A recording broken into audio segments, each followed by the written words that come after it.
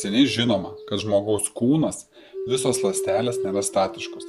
Vieni nuo žmogaus sklindančias bangas vadina tiesiog aura, vibracijomis bei energetiniu lauku, o mokslas elektromagnetinėmis bangomis.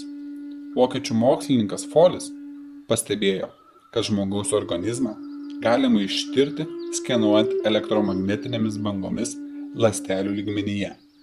Biorezonansas – labai silpnos elektromagnetinės bangos, kurios yra natūralios žmogui. Pritaikant šias bangas, išrastas biorezonansinis tyrimas – organizmo testavimo metodas.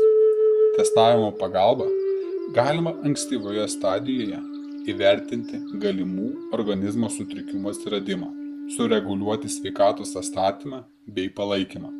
Pagrindinis testavimo privalumas tas, jog juo galima ląsteliniame lygmenyje užfiksuoti kokio nors organo ar jo dalies polinkį patologiją dar prieš atsirandant pažeidimui.